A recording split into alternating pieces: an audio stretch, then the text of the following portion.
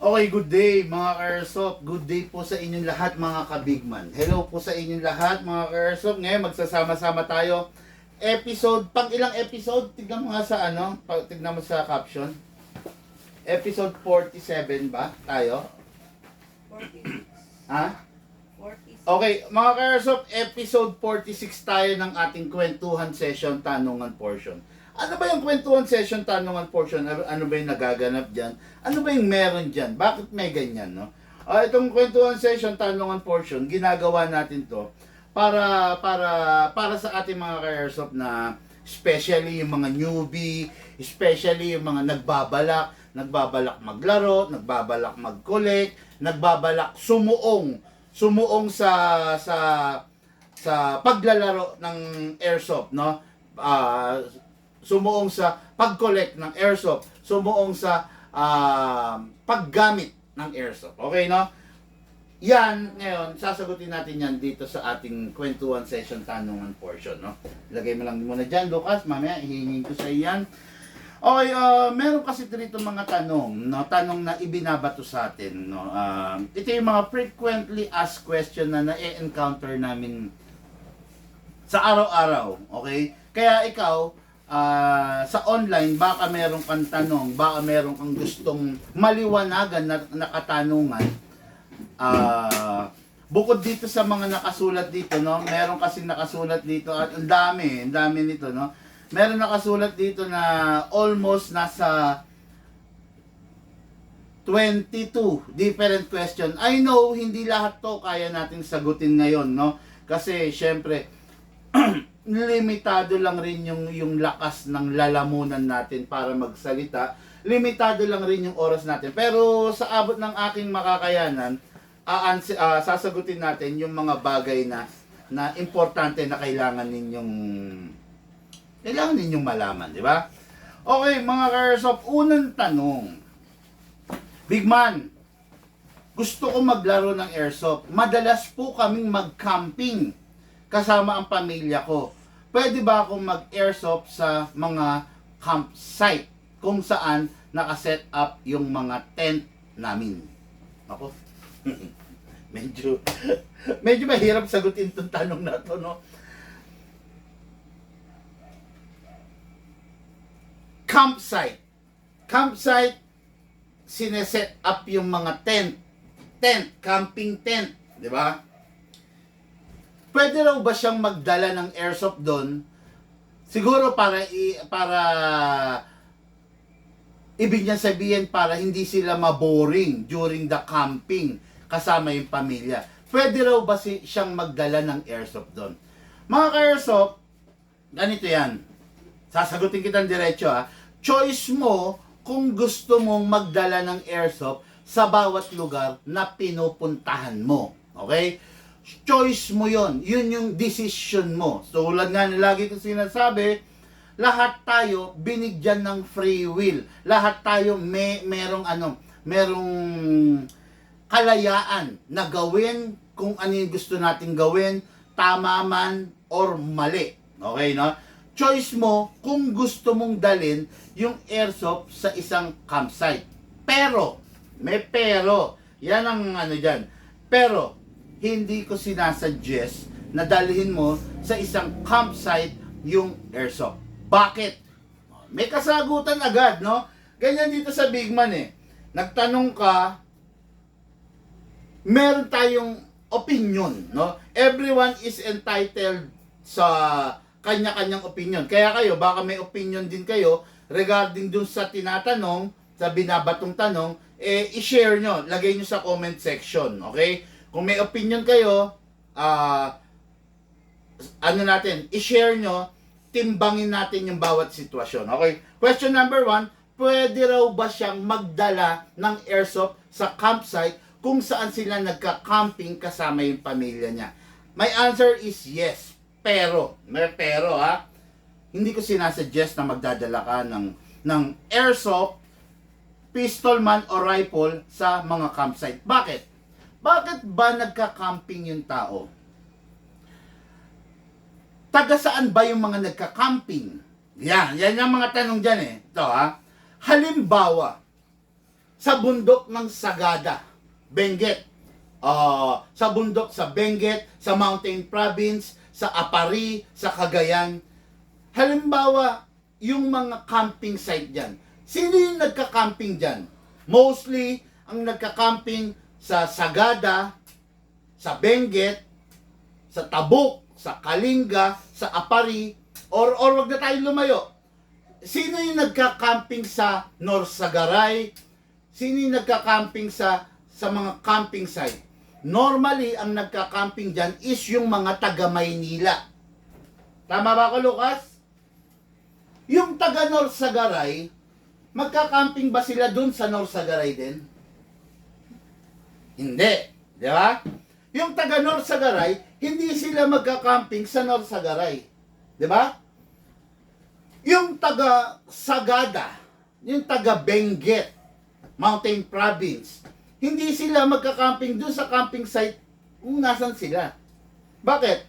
Kasi yung view doon ng view, nature, rock formation, ilog, dagat, yung view na nakikita nila ron is everyday na nilang nakikita.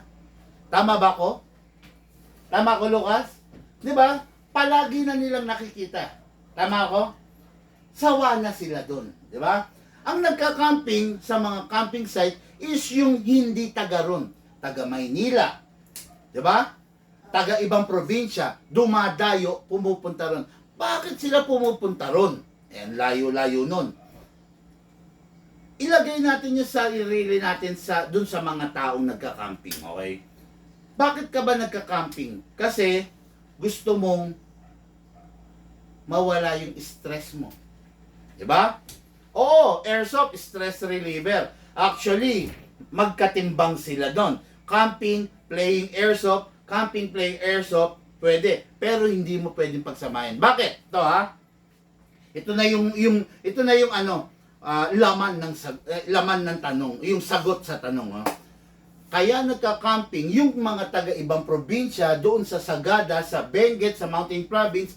Kaya nagka-camping yung mga taga-Maynila, dumadayo doon sa Benguet, gusto nilang mag-relax. Makita yung nature. Damahin yung tahimik na paligid. Gusto nilang mag-isip-isip. 'Di ba? Ako, bilang airsoft player, kung pumunta ko ron sa lugar na yon para mag-camping, hindi ako magiging masaya kung sa kabila ng gusto kong ng katahimikan, may naririnig akong nagtatakbuhan, may naririnig akong pak. Di ba? Alam ko, parehas tayo ng opinion, no? Kaya yung taga Maynila na stress sa bossing niya, stress sa isang linggong trabaho, stress sa klase ng environment niya, ng buhay niya, pumupunta dun sa Sagada, sa Benguet, sa Cagayan, sa Apari. Para ano? Para mag-relax, mag-meditate, mag-unwind, mag-refresh. Sa tingin mo ba magiging masaya siya? Makakapag-relax ba siya? Kung yung tent niya, tinatamaan mo ng bala? Hindi. Magre-relax ba siya kung natatamaan mo siya mismo ng bala or yung mga kagamitan niya? Hindi. Marerelax ba yung mga tao na nandun sa camping site kung naririnig niya yung putok ng baril, yung putok ng rifle, yung putok ng pistol? Hindi. No? Mabuti na rin lang kung nag-iisa ka lang doon. 'Di ba? Pero mostly ang mga campsite, meron kang makakasabay, 'di ba? Ngayon, isang punto 'yon ha. Nakakahiya doon sa mga taong ibang gusto ng katahimikan kung magdadala ka ng airsoft doon at doon ka mag-iingay. Ba? Alam ko, nagegets mo yung opinion ko. Pangalawa, ang gusto natin, dun sa dadayuin nating lugar, malinis. Di ba? Gusto natin, berde. Berde. Gusto natin, damo. Lupa. O yan, mga ganyan. Rock formation.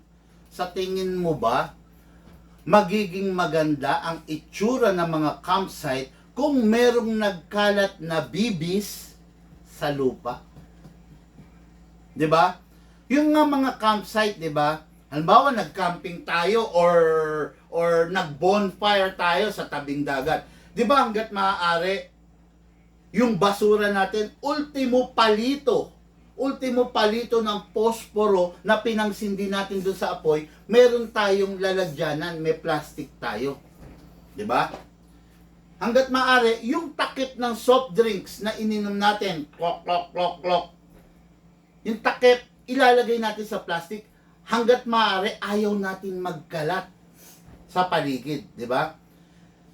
Ikaw na tao ka, kung ikaw, gagawin mo yung partisipasyon mo na huwag magkakalat, magtatapon ng bote, ng plastic, doon sa paligid ng campsite or kung saan ka man pumunta, ang laking ambag mo yun sa ating kalikasan. Di ba? Yun. Gusto natin mapanatili yung pagiging maganda ng campsite. Ang pangit naman kung dun sa campsite merong mga nagkalat na bibis. Mga ka-airsoft, doon sa mga bagong dating, sinasagot ko lang yung tanong kasi ang tanong dito, number 1, pwede raw ba siyang magdala ng airsoft sa campsite? Ang sagot ko, oo, choice mo yun, option mo yun. Pero, yun nga, may paliwanag ako. Pero, hindi dapat. Ayun, ha? Yun. Pangalawa, syempre, ayaw natin magkalat. Pangatlo, syempre, di ba, green scenery. Di ba? Tapos, sa gilid niyan, may dagat. May sabihin natin wag ng dagat kasi mga ano yan, sa mga dulong mga dagat na, 'di ba? Sabihin na natin may ilog, may sapa. Ano bang nasa ilog, nasa sapa? Ano ang nasa ilog? Normally, may mga isda, 'di ba? May mga isda, may mga maliliit na isda. Mapipigilan mo ba yung bibis mo na mapunta dun sa tubig, 'di ba? Just imagine, no? Sa dami ng pakakawalan mong bibis, ikaw pa lang yan, ha? Nagpakawala ka ng 300 rounds na lang. 300 na putok na lang ang ginawa mo. Ikaw pa lang yan. Yung sa 300 rounds na yon, merong 10 bibis na pumunta sa tubig. Ikaw pa lang yan. Paano yung tatay mo? Siyempre, nanay mo. Nay, fire ka. Yung kapatid mo, yung tiyuhin mo, yung lolo mo. Di ba? Sabihin na natin lahat na lang kayo. Lahat na lang kayo, 5 miyembro kayo, tigsa 10 kayong bibis na napunta ron sa tubig. Nalaglag sa tubig. Kinain niya ng isda. Posible mamatay, di ba? Bandang uli, kung lahat na nagka-camping, magdadala ng airsoft at papayagan doon sa camping site na mag-airsoft sila, mabababoy yung camping site. Yun lang, no? Ato, ito sinagot ko na to, opinion ko to, everyone is entitled for it. Kaya kayo, kung may opinion kayo, pwede nyong ibato rin. Ngayon, kung may tanong rin kayo, pwede nyong ibato. Sasagutin natin yan. Okay? Yun. I hope nasagot ko yung tanong mo, pwede ba magdala ng airsoft sa camping site? Yes, pwede kasi everyone ay mayroong free will. Pero, I don't suggest. Okay? Yun lang. Ano, kumbaga, parte ng pagre-respeto mo sa kapwa yun Di ba? Na gusto niya ng katahimikan, bigay mo yung katahimikan. Di ba? Kasi kung gusto mo ng gulo, gusto mo ng maingay, hindi ka na pupunta rin sa campsite. Kaya ka nga pumunta rin para makapag-unwind, makapag-relax. Di ba?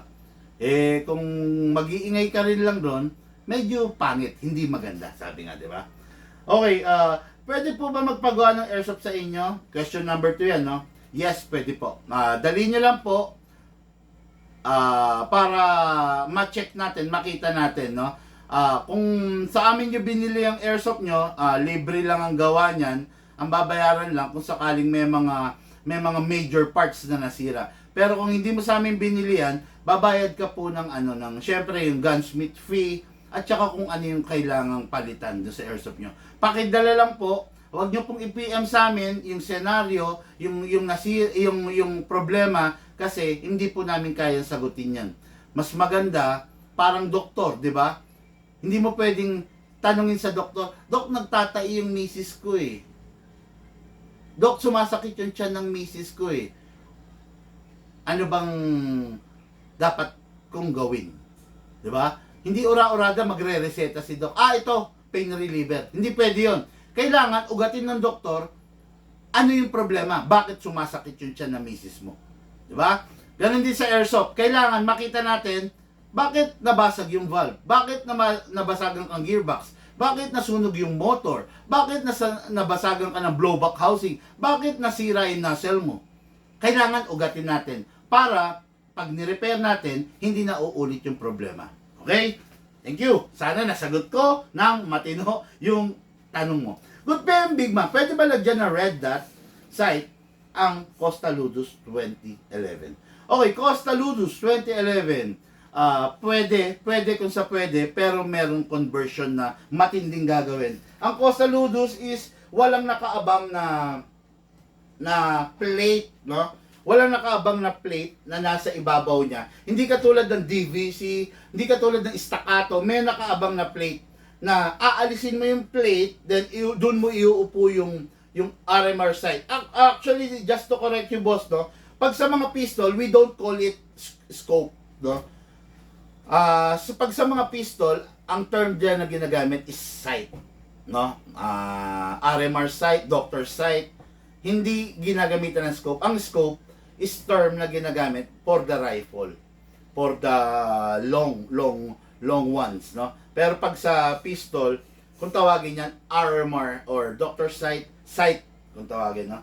So, yun, just to answer your question, pwede ba lagyan yung Costa Ludus?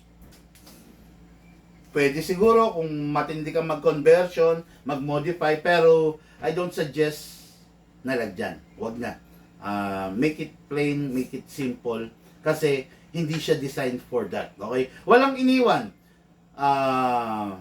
Yung bang NMAX ko, yung scooter ko, yung Mio ko, yung Aerox ko, pwede ko bang isabak sa off-road? O, di ba? Yan, di ba? Yung NMAX na lang, wag na tayo lumayo, no? Yung NMAX or Mio, pwede ko bang isabak sa off-road? Di ba? Pwede, kung sa pwede. Pero hindi siya designed for that. Pwede siyang masira na maaga, pwedeng magluwagan yung mga flarings niya, kasi hindi siya designed for that. Pero choice mo kung gusto mong dalhin sa off-road. Ganon din yan, no? Costa Ludus, choice mo kung gusto mong i-convert natin, pero I don't suggest na i-convert. Okay? Thank you! Sana nasagot ko na matino. No? Anong pinakamurang Glock handgun, boss? Pinakamurang, make it in general. Let's make it in general, no? Pinakamurang handgun is yung mga pinakawalang kwenta. Okay? Tatandaan nyo, pag naghanap ka ng pinakamura, mapupunta ka sa mga pinakawalang kwenta. No? Ngayon, pag nagpunta ka sa pinakawalang kwenta, nabibilang ka dun sa may mga gamit na walang kwenta. No? Wag ganito, ang pagpili ng airsoft, hindi mo hahanapin yung pinakamura. Okay? Hanapin mo yung pinaka-fit sa'yo at saka yung pinaka-quality na posible. No? Kasi ganito yan, pag naghanap ka mura, after ilang araw, mapapamura ka. Tapating kita, no? After ilang araw, mapapamura ka kasi yung unit mo, sira na. Gumastos ka ng 4,000, ng 5,000, ng 6,000. Ilang araw lang yan, sira yan. Yung mga unit na mga tulad niyan, na mga walang kwenta, kahit anong gawin mong upgrade, hindi tatapat doon sa mga may kwenta. Okay? Pasensya na, hindi mo narinig yung gustong marinig ng tenga mo, no? Sa akin, ang narinig mo yung katotohanan lang, no? Wala kasi tayong oras makipagbulahan eh. Kung ang budget mo 2,000, 3,000, 4,000, 5,000 na kamo, ang budget mo, tabi mo na lang muna. Huwag kang bibili ng airsoft kung yun lang ang budget mo. Bakit? Sabihin nyo, masyado akong pakialamero ha. sasakit ang ulo nyo. Okay? Pag ako sinunod mo itong sinabi ko ngayon, pasasalamatan mo ko balang araw. Pero pag hindi mo ko sinunod at naghanap ka ng mura, naghanap ka ng second hand, naghanap ka ng cheap quality, see you later. Magkikita tayo. Bakit tayo magkikita? And I will laugh. At tatawanan kita. Karapatan ko yun. 'Di ba?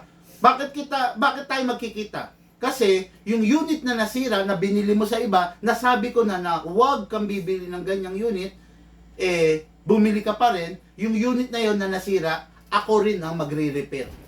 Okay?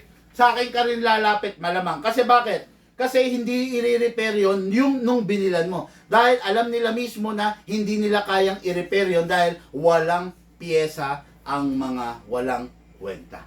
Kaya nga naging walang kwenta eh. Kaya nga naging mura kasi walang kwenta. Okay?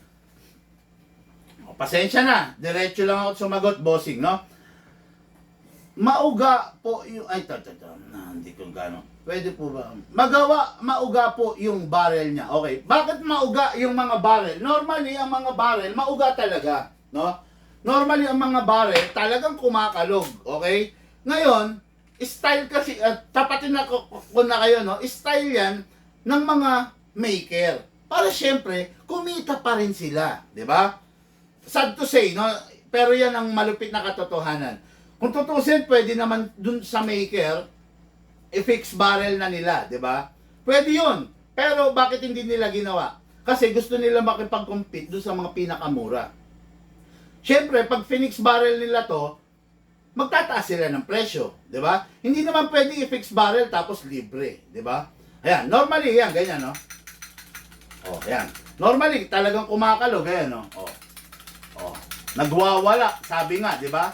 Ayan, normally yan, ha? Oh, oh. Oh, yun. Ngayon, pinifix barrel para unang-una, yung fix barrel, tandaan nyo ha, yung fix barrel, ginagawa, hindi para mawala lang yung kalog. Isa na lang yun. Isa na lang yung kalog sa nasosolusyonan ng fix barrel. Pero hindi ginagawa yung fix barrel para lang alisin yung kalog. Ginagawa yung fix barrel para yung unit mo maging performance level. Okay? Naging performance level, maging 10 times stronger than the stock. No? 10 times stronger. Baka nga baka lumipas ka na sa mundo. Yung mismong barrel na ikinabit ko sa iyo, buhay pa. Pero di ba? Pero ikaw, dahil nga hindi naman natin pwedeng kabitan ng barrel yung katawan natin,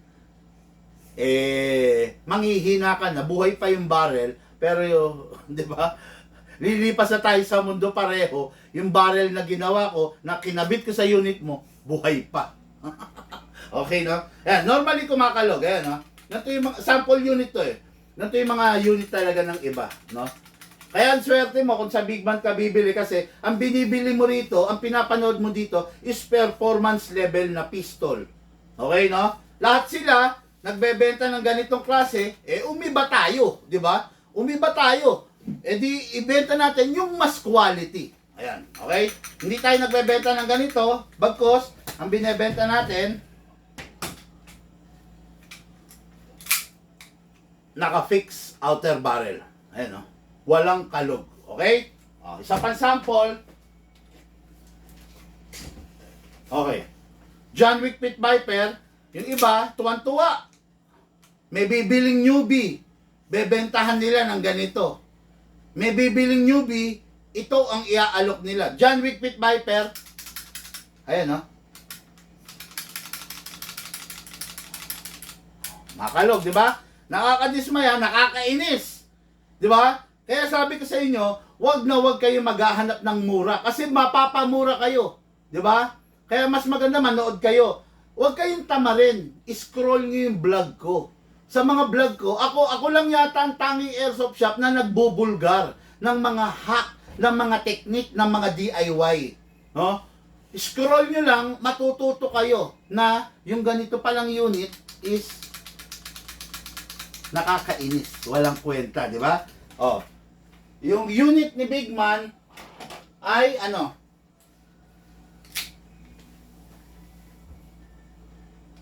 naka-fix barrel. Ayan na. Naka-fix barrel. Okay? Yung unit ng iba na pinambubudol nila doon sa mga newbie, di ba? Ayan unit ni Big Man, naka-fix barrel. Di ba? Ayun lang yun, no? Ngayon, kung yung unit mo, ginamit mo na ng ginamit, nagasgas na nagasgas, pag-isipan mo muna na maigi kung gusto mo ipa-fix barrel pa. Kasi masarap pinifix barrel yung unit na brand new. Wala pang gasgas, wala pang wear and tear, lahat masikip pa. Yun ang masarap na pinifix outer barrel. Walang iniwan, di ba? Yung baby. Binabakunahan yung baby sa unang 2 linggo niya.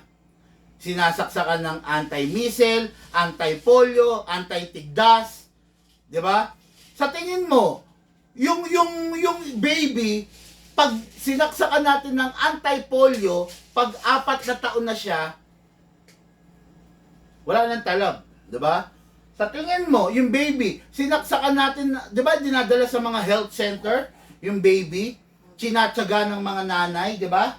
Para immunize, sabi nga, 'di ba? Ma-immunize. Pero yung baby, kung 4 na taon na, saka mo palang ipapa-immunize, hindi na maganda. Pero kung yung baby, first 2 weeks, first 3 weeks, first month, saka mo siya ipapa-immunize, yun ang pinaka-the best. Ganon din yung unit. Ginamit mo na ng 1 taon, pak. Ngayon, saka mo didesisyonan na ipapa-fix outer barrel. Pag-isipan mo. No? Kasi baka mabiktima ka na naman. Diba? Kasi sasabihin ng iba, sige, pwede yan, go natin, fix outer barrel natin.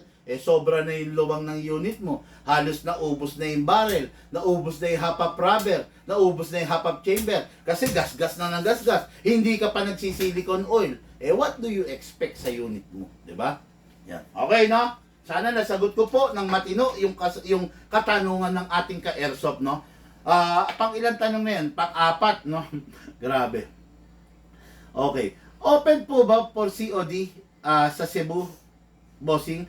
Aris Hot Villaronte. Regarding dyan sa Cebu, shipping lang po tayo dyan. Okay? Payment first, 2 to 3 days, darating yung item mo. Ngayon, check nyo yung page namin. Check nyo yung mga vlog ko. Hindi ako makapalang muka na haharap sa inyo kung scammer kami. Kung kami, magiging scammer kami, wala nang seller na matino. Di ba? Kumbaga, yung pagharap ko rito sa camera is your assurance. Hindi ako haharap. I have a total of 1 million subscriber on all of our page. Para magpasira ako sa isang pirasong unit, hindi mangyayari yon. At hindi mangyayari talaga yon. No? Hindi natin forte yung manloko ng kapwa, paasahin yung kapwa. Hindi natin forte yon.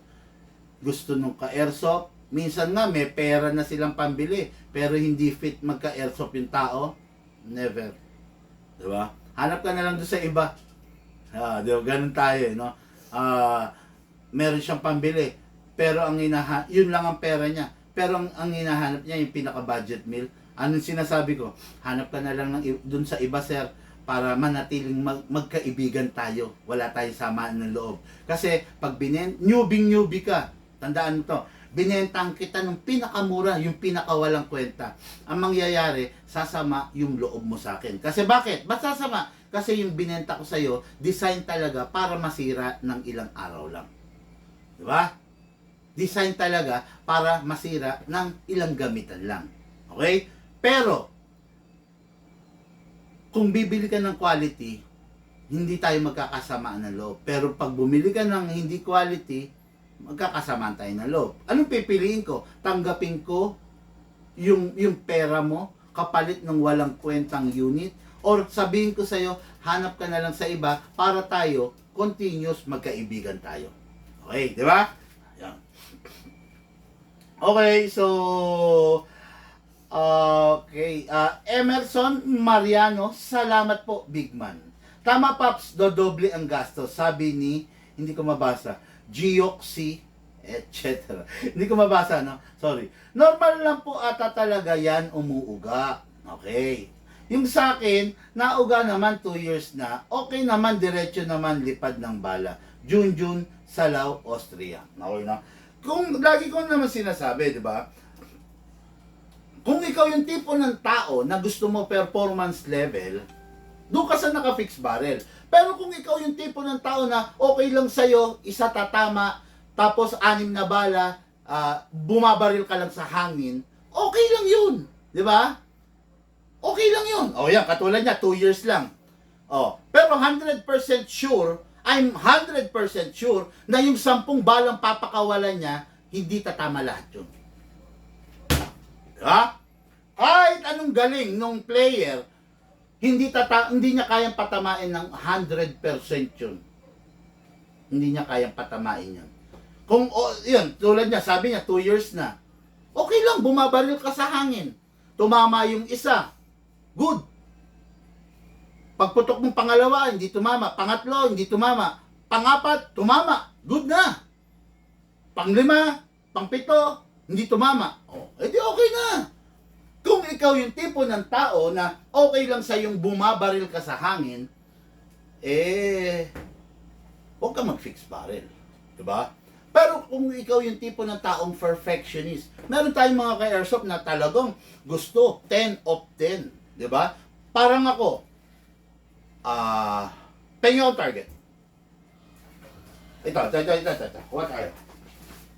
Huwag na yan. Laki niyan. Ito na lang.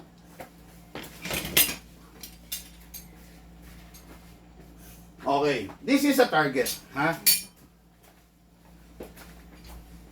Imagine niyo itinayo ko to 20 meters ang layo sa akin.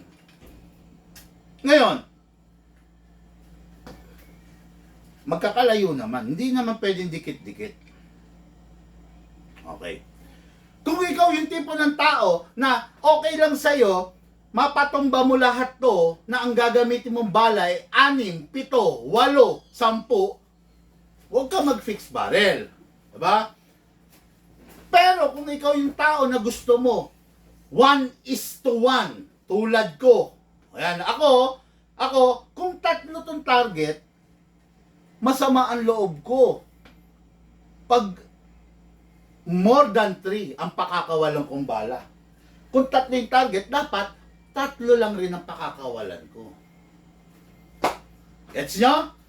Kung 3 yung target, tapos pumutok ako, pak! Nagmintis ako.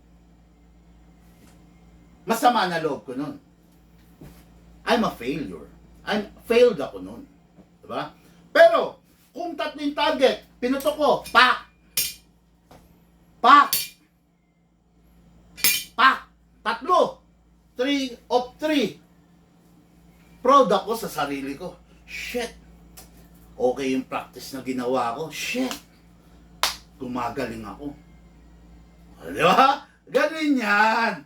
Ganun yan mga ka-airsoft. Di ba? Halimbawa ito nandito. Yung isa tinayo ko dito.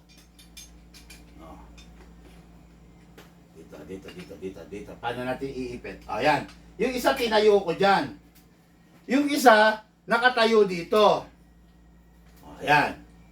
Di 3, di ba? Pag binaril ko to, pag binaril ko, pak! Pak! Kasi ano yan eh? Pak! Pak! Pak! Di ba? Huwag ka magtatayo ng target na hilera. Pak! Bakit yun? Kaya nga merong popper target eh. Kasi, target, lagay mo dito. Yung isa dito. Yung isa dun. Di ba? Para may movement ka. Pak! Pak! Pak! Di ba? Ganon, no? Kung ikaw yung bonjing, ikaw yung tipo ng taong bolang, bonjing, na okay lang sa'yo, nakahilera. Tapos, 3 yan. Kaya mauubos mo 6, 7 shots. Huwag ka na mag-fix barrel. Pero kung ikaw, yung taong perfectionist, performance level ang hinahanap mo, go for the fixed outer barrel. Okay? Bakit na-imbento ang fixed outer barrel? Bakit yung may mga kakayahan, nagfi-fix outer barrel. Bakit yung mga sumasali sa competition, mapa live man, mapa airsoft, ina-upgrade yung unit into fixed outer barrel, ina-upgrade yung hop-up rubber, ina-upgrade yung chamber. Bakit? Gusto lang ba nilang gumastos? Hindi. Kasi merong benefit doon sa upgrade na ginawa nila. Okay? Hindi sila nag-upgrade para lang gumastos dahil wala silang mapaglagyan ng pera. Hindi. Meron kasing benefit na nakukuha doon sa upgrade. Okay. Grabe, ang haba ng ano. Tabi mo yung look. Ang haba nung tanong na yon, no? Hindi, kasi umaano tayo eh. Nagse-segue. Parang pinapalawak kasi natin eh. Para mas maintindihan ng ating mga ka-airsoft, no? Again, Otto ha, hindi ka obligado mag-fix outer barrel. Yan ha, isa-summarize ko ha. Kung ikaw yung tao na okay lang sa'yong bumabaril ka sa hangin, okay lang sa'yo nagmimintis ka, okay lang sa'yo na kung ang target mo 3, uubusin mong bala, 4, 5, 6, 7, 8, 9, 10, bago ma-hit mo yung 3 bala, ay yung 3 target, okay lang sa'yo, go pa. Diba? Pero, sa akin kasi, sa tulad ko, sa tulad nung iba, na hindi bolang, hindi bonjing, gusto nila perfect. Diba? Ano ba goal mo pag nagbabaril ka? Ang goal mo ba magpaputok lang sa hangin? Pak? Hindi. Ang goal mo, ma-hit yung target. Doon ka sumasaya. Pag hindi mo na-hit yung target, shit, nakakahiya. Shit, nakakainis. Diba? Yan lang. Ewan ko kung parehas, malamang hindi tayo pare-parehas kasi ng ano eh, opinion. Sabi ko nga, everyone is entitled sa opinion. Ito, sabi ni Junjun, normal lang po. Sa kanya, normal. Sa akin, hindi. Okay, no?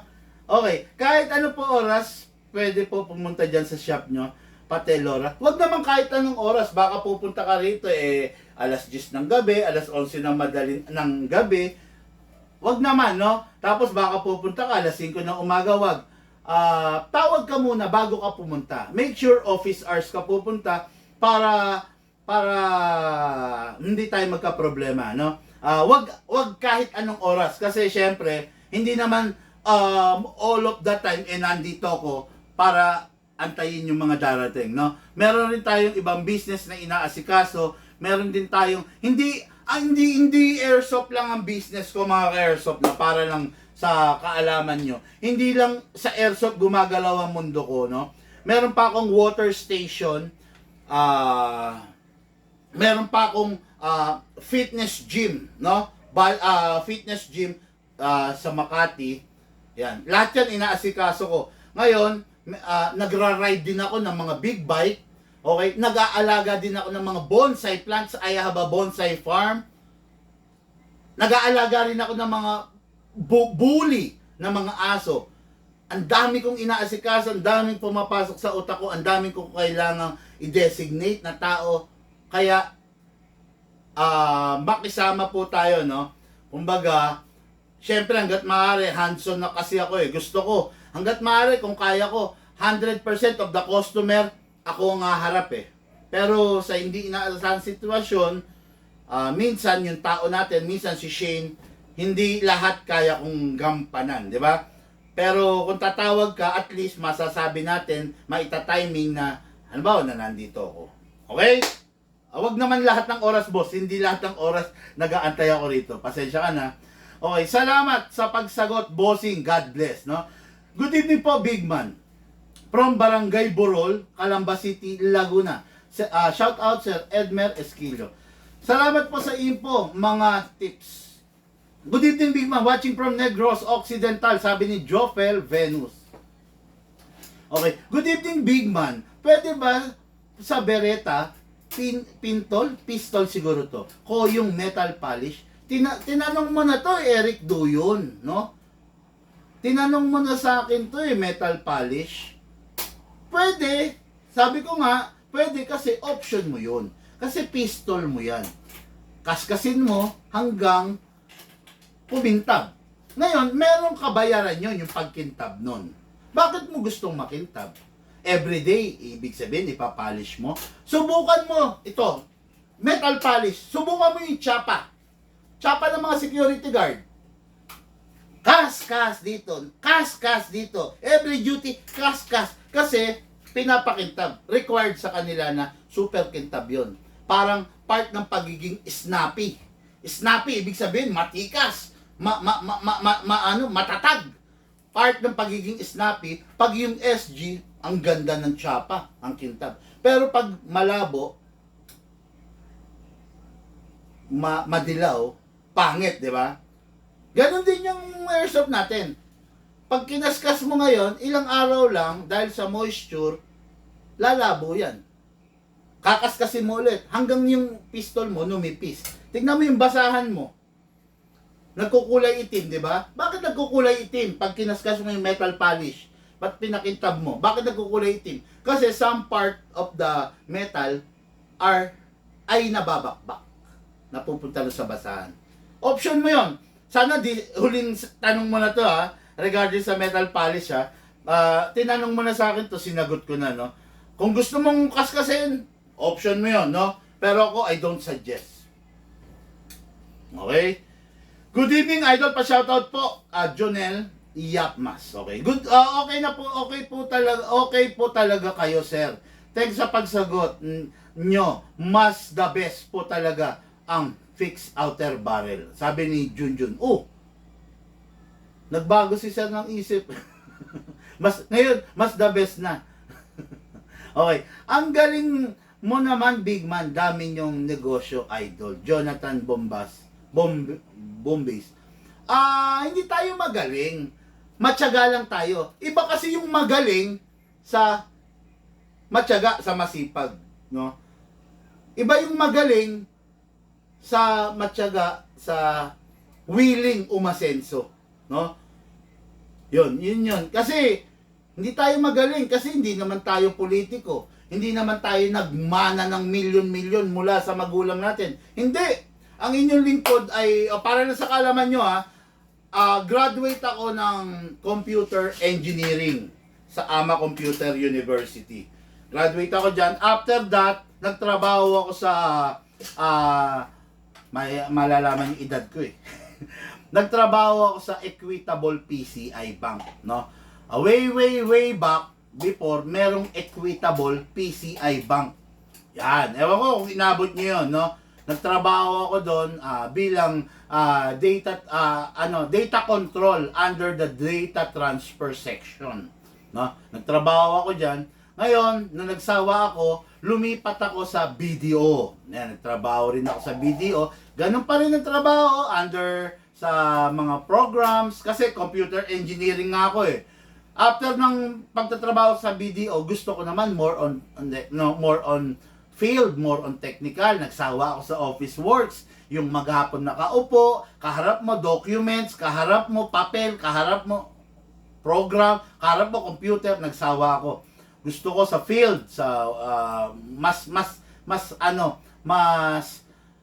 yung kumikilos ang katawan ko. So lumipat ako sa Petron Corporation. Diyan yan sa Makati, sa likod ng Makati Avenue, sa likod ng Pacific Star. Okay. Yung Petron Building dyan, trabaho ko ron. Then, meron akong hinahawakan ng mga different stations, pinupuntahan, iniikutan, gano'n, no?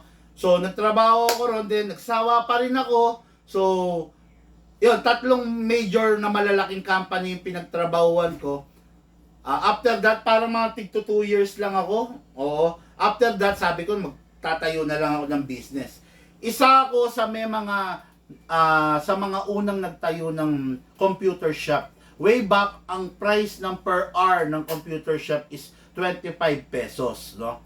Yan, after a year, parang bumaba yun ng 20 pesos, no? Nung bumaba na ng 20 pesos, medyo nag-iisip-isip na ako, natatabangan na ako. I have 5 branches of computer shop. Caloocan, Pateros, Pasig, Taguig, and Makati. Yan yung mga branch ko. Bawat isang computer shop is 50 units each branch, no?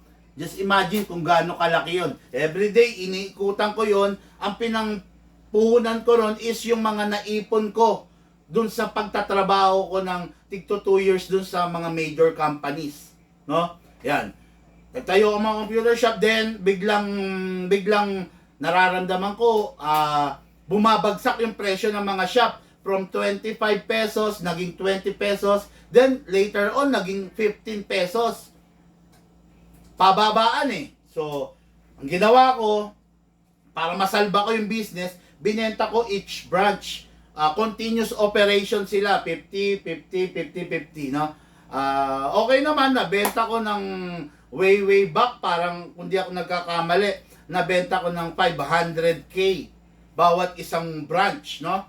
Bawat isang branch. Tuloy nila yung tao, yung computer, 50 na computer, may server, tutuloy na lang nila yung negosyo. Nabenta ko ng ganon. After that, yung napagbentahan ko, iniroll ko sa buy and sell naman ng sasakyan. Yan ang buhay ko. Nagsimula tayo sa baba. 'Di ba? Ganon. Ganon lang naman. Sa buhay ng tao, tiyaga lang, no? Wag kang tayo, hindi maiiwasan sa pagsikat natin, ang dami natin basher, 'di ba? Huwag mong pansinin. 'Di ba? Ang dami nating haters. Huwag mong pansinin. Mag-focus ka lang dun sa daan na tinatahak mo. Mag-focus ka dun sa trabaho mo. Nasaan na yung mga bashers natin? Yung mga bashers natin, sa totoo lang, sino ba? Ito ang katangian ng mga bashers. Ano ba yan? Tambay. Nakaupo sa computer shop, nakataas ang paa. Nanghihingi ng yosi. Di ba? Yan yung mga bashers eh. Palamunin sa bahay. Mostly yan yung mga bashers. 'Di ba? Yan yung mga katangian ng mga haters, ng mga keyboard warrior. 'Di ba? Walang magawa sa buhay. Pero meron bang bashers? Meron bang haters na doktor? Meron ba? Habang may inooperahan si Doc nakikipagsagutan, papapak, nambabash? Wala, 'di ba? Meron bang bashers na judge? Habang may kasong nililitis, nakikipag-keyboard warrior? Wala, di ba? Meron bang bashers na attorney? Wala. Meron bang bashers na civil engineer? Mechanical engineer? Wala. Karamihan ng bashers, ang haters, yung walang kwenta naman sa lipunan, di ba? Pero yung may mga sinabi sa lipunan, doktor, mayor, governor, congressman, senador, attorney, police, judge. Sila, ignore eh. Di ba?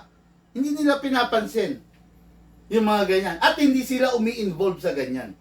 Pero yung mga gusto yung marites, gusto yung mga pag-uusapan, gusto yung pagpepiestahan, gusto yung mga nagkakampihan, yun yung mga taong wala namang sinabi. Di ba? Biruin mo kailangan magkampihan ng 5 tao, kailangan nilang magkampi-kampi, kailangan nilang gumawa ng maraming account para i-bash si Big Man. Si Big Man, nag-iisa lang na humaharap sa inyo. Kailangan nilang bumuo ng grupo para i-bash si Big Man. Nakita nyo kung gaano kalakas yung tao na nakafocus lang sa trabaho niya versus dun sa mga taong naninira. Nasaan na sila ngayon? Yung mga naninira. Wala pa rin. Diba? Yun yan. Kaya, na-experience mo yan, nababash ka, or may mga haters ka, focus ka sa trabaho mo. Ang pinakamalaking ganti mo dun sa mga bashers mo is yung success na makukuha mo sa buhay mo. Okay? Ang haba. Ano ba yung tanong? Ba't napunta tayo dun? Ang galing mo na ayaw kasi ang dami mong negosyo. Hindi ako magaling, boss. Matyaga lang talaga. Nakukuha lang sa tiyaga. Sir, nagre-restore kayo ng unit, stock unit. Okay, easy unit M4. Sir Frankie, yes. Pakidala po para magawa natin. Okay, salamat po. Sabi ni Pat Laura. Okay, good evening, bossing. Watching from Zamboanga City. Risa Ali Muharan. Hello, sir. Good evening sa iyo. And shout out po. Salamat idol, sabi ni Eric Duyon. Gandang gabi. Boss Big Man. Okay, no? O mga ka-airsoft, baka may tanong kayo. Tanong nyo, bato nyo sa akin, tapos sasagutin ko. Okay? Ngayon, ito naman. Dako tayo rito. Dami kong nasagot sa online. Grabe, no? Dito. Big Man. Nalilito ko kasi meron akong assault rifle. Anong pinagkaiba ng red dot sa holographic sight, sa holo magnifier, sa telescopic? Ibig sabihin, lahat ng scope binanggit niya eh. Red dot. Okay, red dot. Red dot scope came from the word itself, red dot. Ibig sabihin, yung mismong sight mo is dot, tuldok. Kaya red dot, no? One good example of the red dot scope is this one.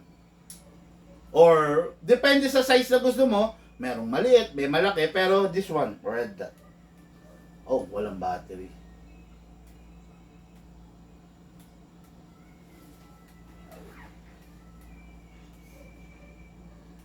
Ayan, pakita natin. Ito, isa sa mga, example, no? Red dot. Pakita natin, ha. Dito muna sa isang camera. Wala yata. Ayun, meron.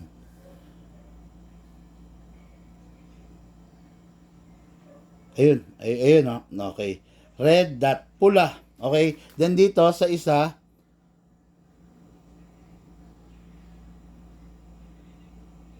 ayun, no? Oh, yun, no? Yan yung example ng red dot. Dito, pakita natin. Ayun, no? Kita nyo? Yan yung red dot. Came from the word itself, red dot. Talagang tuldok lang siya. Dot, di ba? Tuldok, di ba? Then, another example, yung mas mataas dun sa red dot is the,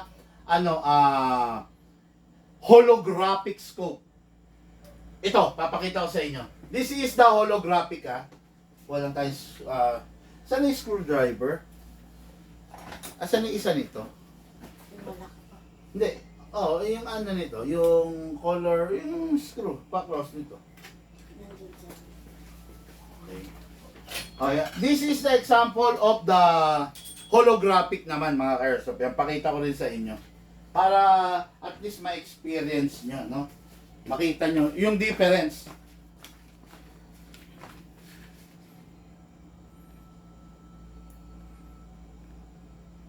Yan.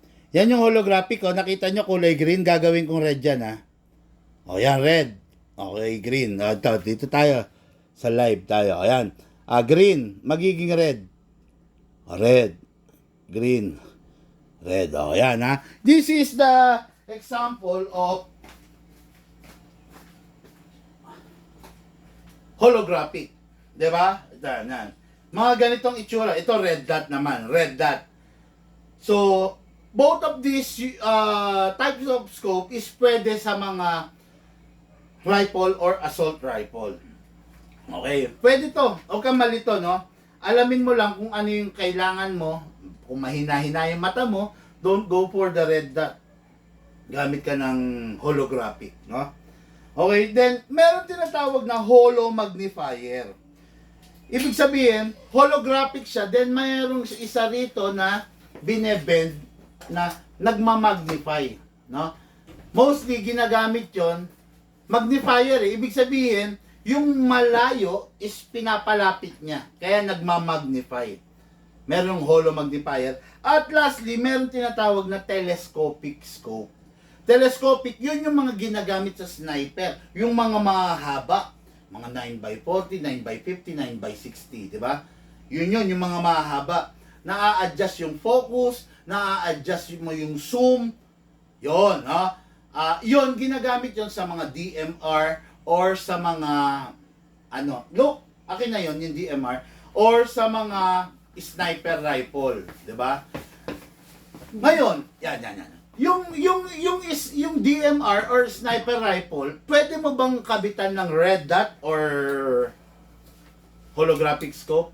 Kung ang tanong mo kung pwede, yes, pwede. Pero hindi siya effective doon. Okay? Kasi kung ang unit mo is DMR, let's say ganito, to DMR to. Nakaset up to ng DMR, ang FPS nito is 650 to 700. Kung DMR na ganito, pang malayuan. Okay? So, kailangan telescopic. Kasi yung malayo, papalapitin mo. Okay? Pag nilagay mo to, ito, pwede, makakabit mo. The problem is, hindi lalapit yung malayo. Kasi holographic lang to. Hindi magiging effective to, hindi ka magiging effective na sniper kung hindi sakto, hindi tama yung ginagamit mong scope or accessories doon sa unit mo. DMR, kaya tayo gumamit ng telescopic scope. Yung nasa malayo, papalapitin niya. Pag ito, ginamitan natin ng red dot na ganito, na hindi naman telescopic or magnifier, or ginamitan natin ito, hindi tayo magiging effective as DMR guy. Okay? Yun. O, Lucas, pakitabi ito. Bigat, grabe yan. Okay, yun ang diferensya, yun ang pinagkaiba ng holographic sa DMR. Okay na. Sana nasagot ko ng maayos yung tanong. Baka may tanong ha, bato nyo. Ang dami nito, gusto kong sagutin mo yung mismo yung nasa online eh. Oh sir, nagre-restore ba kayo? Oh yes, nagre-restore. Salamat po idol. Gandang gabi, Boss Bigman, Ray Benitez. Bossing yung mga bashers, yun yung mga inggit at walang ambisyon yun sa buhay. Yes, totoo yan. Yan sinabi mo, no? Dinagdagan ng opinion ng isa natin kay Airsoft. Tama yan. Yung mga bashers, yun yung mga ganito, no? Ganito. Yung mga bashers ng bawat isa, yung mga nasa likod mo. Di ba? Kasi yung bashers mo, hindi naman kayang humarap sa'yo eh. Harapan, hindi niya kaya yun. Lagi lang siyang umaatake patalikod, patraidor. Di ba? Yun yung mga bashers eh. Meron bang keyboard warrior na humarap sa camera? 'Di ba? Tignan mo, yung mga keyboard warrior, yung mga bashers, ano ba yung mga account na gamit? Dami account, naka-lock profile, 'di ba? May mga tinataguan, hindi gumagamit ng profile picture. Yun yung mga bashers, 'di ba? Yung mga bashers lagi lang nasa likod umaatake ng patalikod patraidor. Kaya sila gigil na mambash kasi hindi ka nila kayang unahan sa harapan mo. Di ba? Lagi lang sila sa likod. Di ba? Yun yun. Lagi naiinggit. Di ba? Yung mga bashers, normally, yan yung mga mapaghanap ng mali. Kung meron kang 100 nagawan tama, kung meron kang 100 na nagawan tama, mahanap nila yung isang mali na nagawa mo. Yun ang papalalain nila. Di ba? Normal sa Pinoy yan eh. Yan yung mga ugali ng Pilipino na nakakahiya. Di ba? Yan yung ugali. Di ba pansin nyo sa ibang bansa, wala silang pakialaman. Nakita nyo, di ba? Yung mga bahay sa Virginia, sa Texas, sa California, yung mga subdivision dyan, nakita nyo ba na nagtataasan yung mga bakod nila? Nagtataasan yung mga hollow blocks ng mga pader? Hindi, di ba? Makikita nyo sa US, di ba? Sa Canada. Kikita nyo bahay, ang ganda-ganda. Then, yung ibang part ng lupa nila is naka-landscape. May damo. Kumbaga, walang bakod. Kasi doon walang pakialaman eh. Doon walang chismisan eh. Doon kasi, nasanay yung mga tao sa ibang bansa na mind your own business. Gigising sila, pupunta sa trabaho, uuwi sila, matutulog, harapin ang pamilya, kinabukasan, gigising sila, tatrabaho. Ganun, di ba? Dito kasi sa atin, sa Pilipinas, nauso dito, yung mga tamad. Yung mga taong hindi umaasenso, mga tamad. Nabibigyan ng ayuda. Di ba? Nabibigyan ng ayuda eh. Nasanay yung Pilipino sa ganun. Di ba? Nabibigyan ng ayuda. Miyembro ng porpis yung magulang. Dahil miyembro ng 40 si magulang, hindi sila ganong hirap. May pang-computer pa nga eh, di ba? Yan yung mga bashers eh. Pero tatandaan nyo, meron bang bashers na nagtatrabaho sa ABS-CBN? Meron bang bashers na artista? Si Piolo ba may binash? Piolo Pascual? Si Dingdong Dantes ba? Umupo ba yan sa computer? Gumawa ng dummy account para mambash? Si Marian Rivera ba? Si Bea Alonso ba? Merong binash yan? Wala. Di ba? Pero sino yung mga nambabash? Tambay. Palamunin sa bahay. Di ba? Yung asawang babae ang nagtatrabaho. Yan yung mga basher eh. Di ba? Yung asawang babae ang nagtatrabaho. Sino pa? Ano pa mga katangian ng mga basher, ng mga hater? Di ba? Yung mga salot sa lipunan. Yung mga walang napatunayan sa buhay. Yan yung mga nambabash. Ang hilig nilang pukulin yung mga taong hitik ang bunga, 'di ba?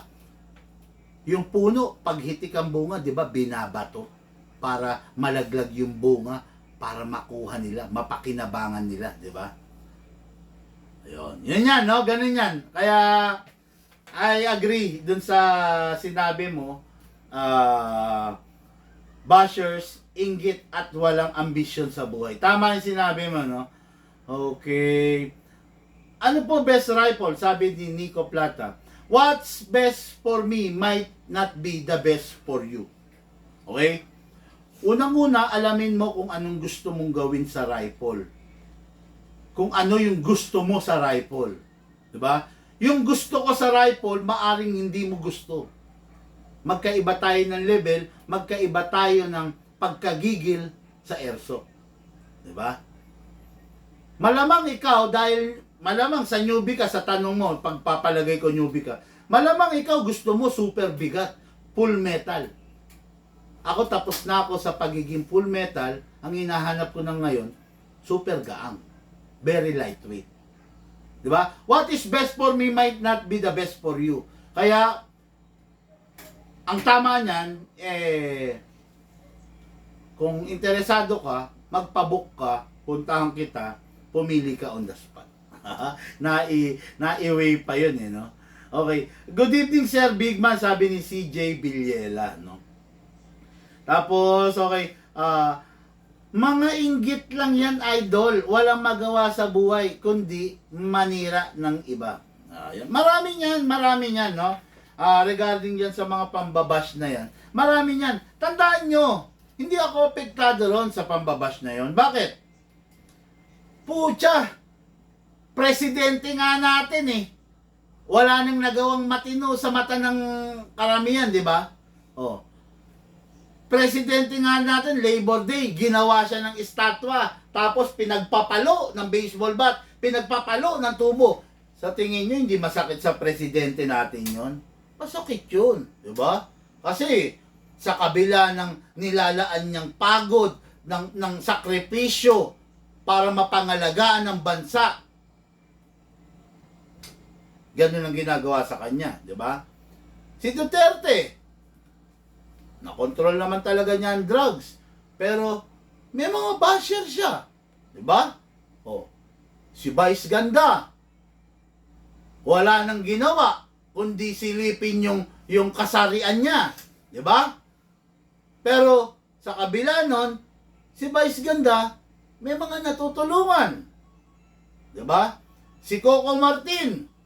Oh, hindi lahat believe kay Coco Martin. Binabash si Coco Martin. Si Manny Pacquiao.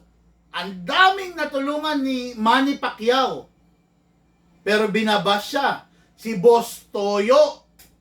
Diba? Na napakabait sa personal. Maangas, maaskad magsalita, pero napakabait sa personal. Ang daming basher, 'di ba? Hindi natin kayang i-please, hindi natin kayang pakibagayan, hindi natin kayang amuhin ang lahat. Lahat tayo may basher. Kaya kung si Big Man magka-basher, normal yan. Kasi tao tayo. Kasi nahihigitan natin sila. Kaya tayo binabash. Diba? Yun lang yun. Di ba? Hindi natin dapat kumbaga hindi dapat huminto yung buhay mo dun. Di ba? Yun, no? Madami yan. Actually, yung mga basher, may mga ginagawa pa yan. Okay. Ang mga basher, parang aso, panay ang kahol. Kapag ang tao, hindi niya kilala. Tama, Simon, Subidiano, no? Totoo yan. Ang mga basher, parang lata. Makalampag, maingay. Kasi walang laman. Di ba? Diba? Subukan mo yung lata. Subukan mo yung lata, puno ng laman. Puno ng tubig. Pag kinalog mo, solid, di ba? Pero subukan mo yung lata. O tayo lata. Ito, subukan mo yung lata. Meron ba diyang green gas na walang laman?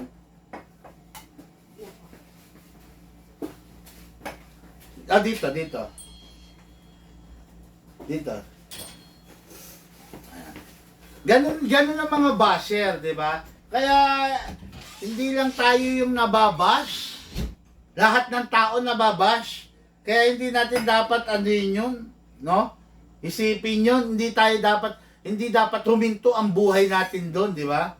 Tignan niyo yung lata ng green gas na may laman.